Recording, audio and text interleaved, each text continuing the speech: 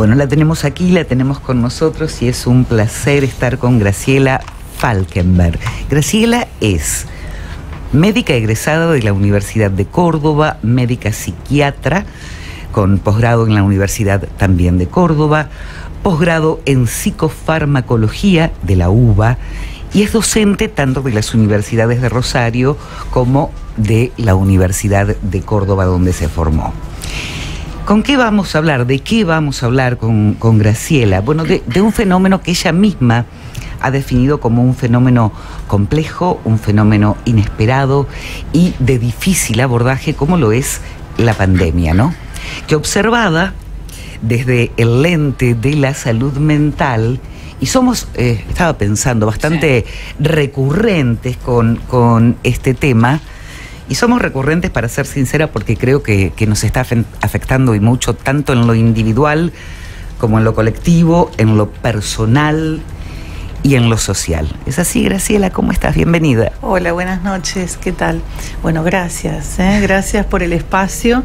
Bueno, sí, esto que decías en la presentación y lo inédito de esta situación, lo insólito, ¿no? Lo simultáneo del malestar a nivel de todo nuestro planeta, y la enorme cantidad de incertidiumbres a las que nos vemos permanentemente expuestos, ¿no? Entonces, como yo digo, cada vez que me preguntan algo en relación a lo pandémico, quiero decirles que lo que yo vaya a transmitirles hoy es el consenso de todos aquellos colegas de la Asociación de Psiquiatras Argentinos, con los cuales nos hemos de alguna manera puesto a trabajar, a punto de partida que la pandemia también nos atravesó a nosotros. Claro. Tal cual. Obvio. Entonces, bueno, de pronto a veces parece como que los psiquiatras, nadie nos pregunta cómo estamos, pero se supone que tenemos que estar bien. Es buen momento. ¿Cómo estás? Bien. Tratando la vas llevando. de llevarla, de tratar de comprender, de abrir, de discutir, de ver qué puntas podemos pensar. Acá nada está cerrado, no podemos hacer conclusiones. Por eso, para mí, bueno, además de agradecerles y saber que tengo un tiempo acotado, quería comentarles que yo había pensado este tema empezando por algo muy importante, que es contextualizar. Porque en primer lugar tenemos que comprender que todo lo que tiene que ver con la salud mental dialoga con lo social. Si no, mucho posgrado de psicofarmacología, pero si no entendés la parte dicho en el barrio es: no nacimos de un repollo. Exactamente. Por eso, cuando contextualizamos, y esto que decís me viene fantástico, es ahí que surgen dos temáticas súper interesantes que vamos a tratar de acercarnos para entenderlo, no como si estuviéramos en un conversatorio de psiquiatras, sino para que todos tratemos de entender de qué estamos hablando, con dos conceptos que son, a nuestra manera de ver, cuando digo nuestra, digo los psiquiatras en general, son dos temas. Para empezar, la subjetividad y la normalidad, ¿sí? Son dos conceptos claves, súper interesantes, que podemos, bueno, ustedes saben, las ciencias sociales hablan los filósofos, los sociólogos, los psicólogos, los psiquiatras, los trabajadores sociales, todo el mundo habla de estos temas, ¿no? Pero para acotarlo y para que todo el mundo pueda comprender qué decimos cuando hablamos de subjetividad, estamos haciendo, lo vamos a desentramar, pero muy sencillamente, estamos hablando de cuáles son los pensamientos, las emociones. Para lo que vos dijiste, ¿cuál sería el repollo, digamos, claro, ¿no? Es decir, ¿cuáles son los pensamientos, las emociones conscientes, inconscientes, que hacen que cada uno de nosotros pueda verse a sí mismo y al mundo que lo rodea de una u otra forma? Quiero decir, No es lo mismo, si naciste en el África que si te tocó nacer en América Latina. No es lo mismo si tenés acceso al agua potable o no, si tenés una vivienda digna, si tuviste alimentación adecuada, cómo está tu sistema inmune. Quiero decir, ¿por qué es tan importante entender el concepto de subjetividad en un mundo pandémico?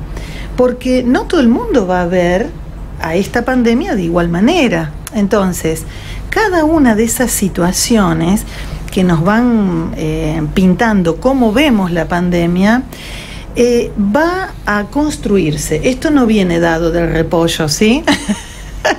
Pero bueno, me encantó la cuestión. Se me ocurre otra metáfora, permitime, Graciela, que intervenga acá un poco, porque no es lo mismo ser un repollo silvestre a ser un repollo que está de huerta o de una huerta industrial o de una huerta agroecológica. Son todos repollos distintos. Sí, y es interesante esto que planteás sobre los sentires con respecto a la pandemia, porque vamos a estar, ese repollo va a estar atravesado de todas esas condiciones para poder leer tal cual esto que decías, que es una situación inédita de incertidumbre y que aparte nos irrumpió a todos los repollos. Absolutamente. Seguimos con el ejemplo huertero. Lo que pasa es que ahí me permito, así como de entrada, decir algo.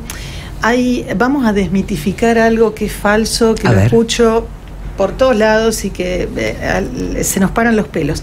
Esto es que el virus no discrimina.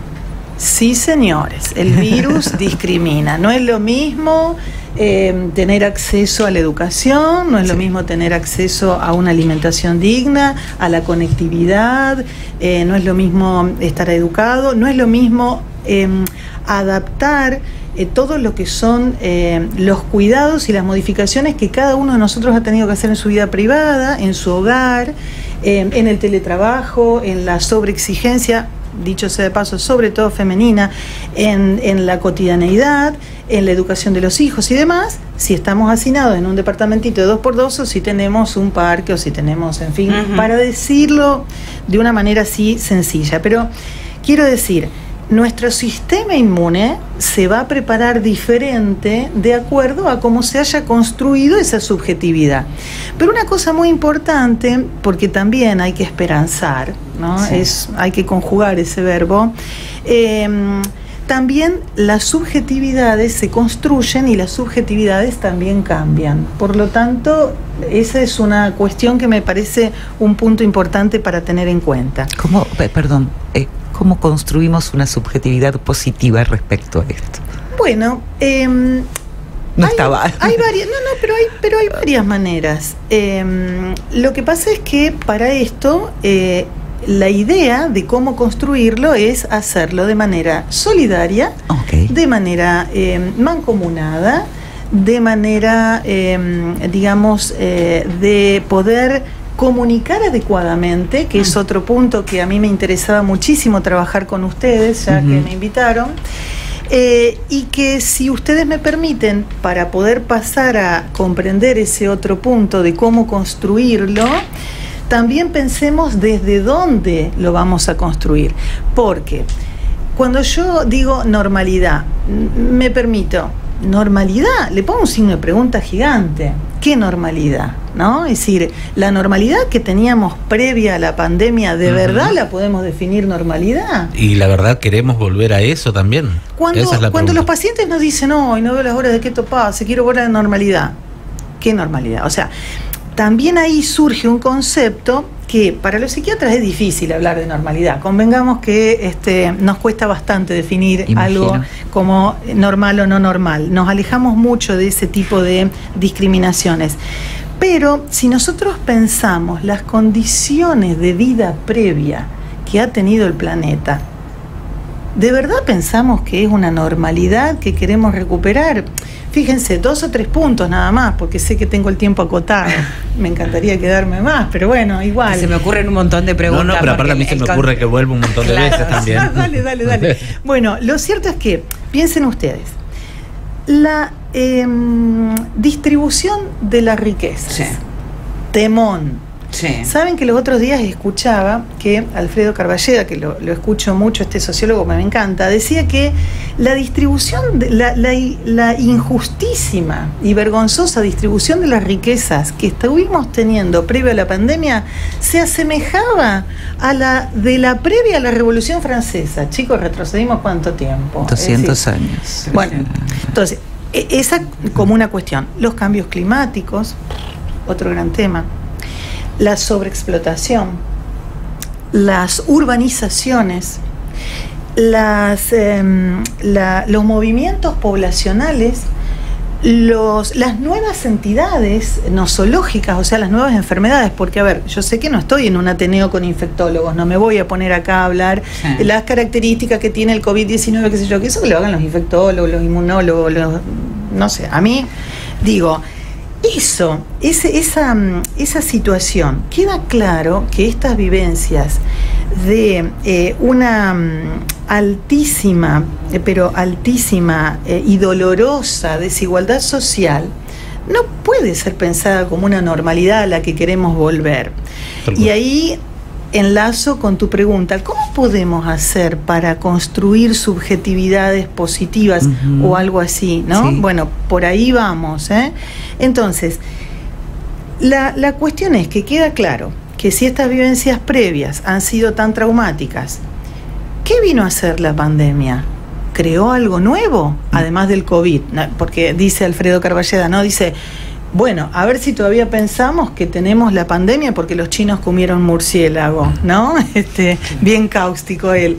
Entonces, genial, es un tipo genial. Entonces, estas vivencias de alta falta de normalidad, digamos, más la construcción de subjetividades tan disímiles, se ve atravesada, cristalizada, visibilizada por el problema pandémico, ¿no? Es decir, evidencia.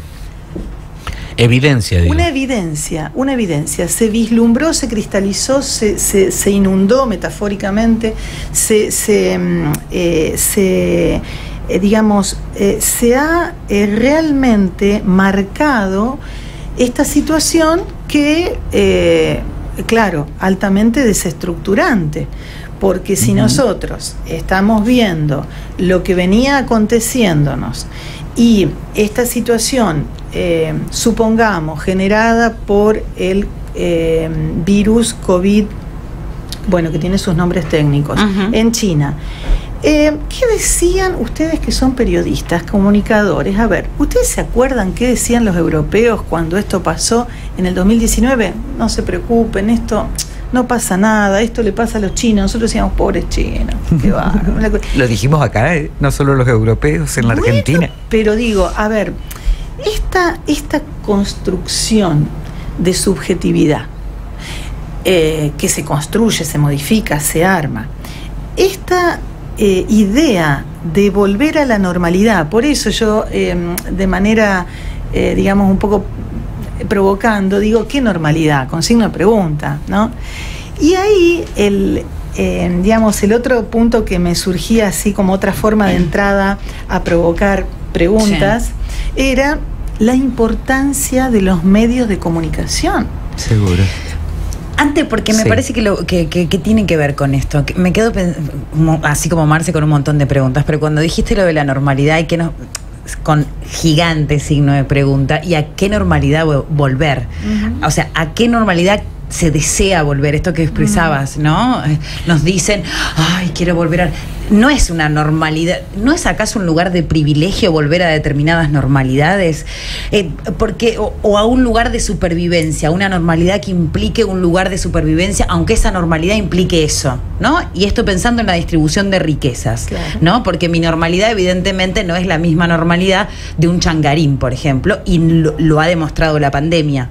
Por poner simplemente un ejemplo, ¿no? Y hablando de las precarizaciones. Y ahí me quedaba pensando en la distribución de vacunas, claro, en el mundo. Absoluto. Y ahí ya es el primer punto de injusticia y de distribución, a ver cuál es la sociedad más apta para, entre comillas, salvarse. Y digo, ¿volvemos a esa normalidad? ¿Queremos esa normalidad? Es que es un punto dificilísimo, pero todos nosotros sabemos el capitalismo, el neoliberalismo, o la posmodernidad, o como le quieran llamar, y la tremenda impronta de ese individualismo que en definitiva fue lo que nos fue acarreando esta todo situación. A todo esto lo que quería traer era, de todo este universo, que aparte nos quedaríamos un montón con Graciela hablando, es los medios de comunicación reproduciendo todos estos paradigmas europocentristas, donde hay una reproducción constante del capitalismo, entonces indignados porque no había determinada marca en Argentina, no se había negociado con determinada marca, y ahí me parece que es interesante el debate, porque ahí es donde decimos, che, ¿realmente los comunicadores comunicamos como debemos comunicar? Claro. Bueno, ahí hay un punto muy interesante que obviamente yo adhiero ideológicamente a esta forma de pensar, lo cual no significa que esté bien ni que esté mal, pero yo honestamente pienso que comprender lo más acabadamente las situaciones actuales reales ayuda a transitar mejor lo que vamos a tener que modificar o a lo que nos vamos a tener que atener, porque convengamos que vivimos en un mar de incertidumbres, ¿no? Sí. Ahora bien, lo que también yo me puse a pensar, a ver y un poco como a historizar, a ver qué pasó desde que comenzó la pandemia. ¿Ustedes se acuerdan cuando nos encerramos como si iban a tirar la bomba atómica? Y todo el tiempo era por la radio, por la tele, por las redes sociales, por lo que hablaban, todo el tiempo dice Diana Cordon, que es una de las médicas psiquiatras del capítulo de Derechos Humanos y Emergencias Sociales de APSA, dice Diana Cordon, paren con el ametrallamiento, porque realmente era un estado Chernobyl. Los medios realmente, en lugar de informar, comunicar mancomunadamente, respetuosamente, salían a vender. Convengamos que salían a vender. Entonces, el número de muertos, el número de enfermos, el número de cadáveres tirados en la vereda. Cuando salieron a hablar de las vacunas, yo particularmente recuerdo un médico genetista que se le habían parado todos los pelos diciendo que cómo las vacunas, que qué sé yo, médico. Entonces, lo que realmente yo considero que los medios de comunicación no son los únicos responsables para nada, pero sí son un resorte interesantísimo para generar cambios que sean comunitarios, que sean consensuados. Porque, a ver, si yo vengo acá, ustedes confían en mí, y yo acá digo algo que a mí se me ocurrió porque soy Graciela Falkenberg, estoy siendo una irresponsable. En primer lugar, desde el punto de vista civil, como ciudadana. En segundo lugar, como profesional. O sea, yo para venir a hablar acá tengo que tener consenso de manera responsable con el resto de mis colegas. Entonces, si yo voy a decir, gente, acá no se vacuna nadie, acá me toman hipoclorito de sodio y entonces van a ver que vamos a estar todos bárbaros. Sí, es algo dramático porque ha generado muertes, pero como eso podríamos decir, ¿se acuerdan la vacuna? Cuando era rusa, bueno, si nos poníamos la Sputnik éramos todos zurdos, si nos poníamos la Pfizer, no sé qué cosa, no, la AstraZeneca, no, te produce, no, problemas de coagulación tremendos. Para que se pueda comunicar un pensamiento, un procesamiento médico, un procesamiento científico, antes de largarlo sin saber el número de N, vieron que le llamamos N al número de casos en un determinado estudio. Entonces, antes de saber el número de casos, hay que revisar las fuentes, hay que lograr ser responsable, honesto, tener consenso, no solamente los médicos, ¿no? Los comunicadores sociales en general, todos los efectores en una sociedad. ¿Por qué? Porque si no lo hacemos, entre el desgaste de la trama social, el encierro por el aislamiento, que yo prefiero decir distanciamiento, ¿no? Desde el capítulo de Derechos Humanos y Emergencias Sociales nos dicen que siempre es mejor que digamos distanciamiento social, no aislamiento, que son dos cosas totalmente distintas. Pero bueno, eso, encerrados, ametrallados con los medios de comunicación, genera violencia. Y con los propios fantasmas, porque acá vuelvo a lo del repollo, ¿no? Y con los propios fantasmas que traemos como repollo. Universo. Tal cual. Graciela, este fenómeno que estás describiendo, de cómo actúan o han actuado o están actuando, porque continúa los medios, ¿no es prepandémico? ¿Y se exacerbó? Sí. Yo creo, en relación a lo que venías desarrollando, que obviamente estaríamos horas escuchando el próximo programa que venga Graciela y nos quedamos así todos mirándola. No, creo que todo me lleva a la síntesis del consumo. Digo, la diferencia en acceso a estos repollos que tienen distintas posibilidades, los diferentes tipos de vacuna, la alimentación, todo nos lleva al consumo. Sí, absolutamente. Y hoy es terrible, hoy en esta ciudad, que estemos, algo que desde la lucha de entidades ecológicas se viene remarcando hace muchísimos años, hoy estamos comprando agua. Digo, y eso también tiene que ver con el acceso y con las posibilidades. Total. Y todo está atado con el consumo. Total.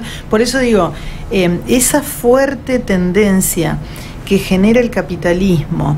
Bueno, Dufault decía, o dice, porque es contemporáneo, un sociólogo francés que dice que la tríada del neoliberalismo es producir, consumir y ahorrar. Si no, no existís. Entonces, fíjense la enorme impronta individualista del poseer y del consumir. ¿Para qué?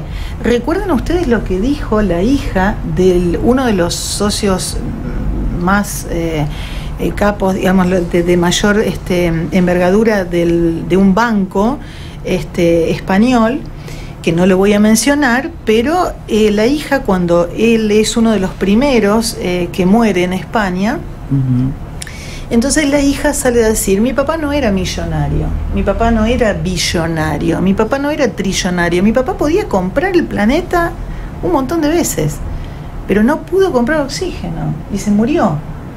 Entonces, digo, a mí me conmovió, ¿no? Es decir, me parece que si no podemos pensar estos fenómenos, más allá de las dificultades estructurales, esta Argentina que tiene deudas con el exterior hace más de 50 años, que de acuerdo a cada discurso político es por esto, pero estamos siempre endeudados, los discursos de odio, las marchas anticuarentenas, los terraplenistas.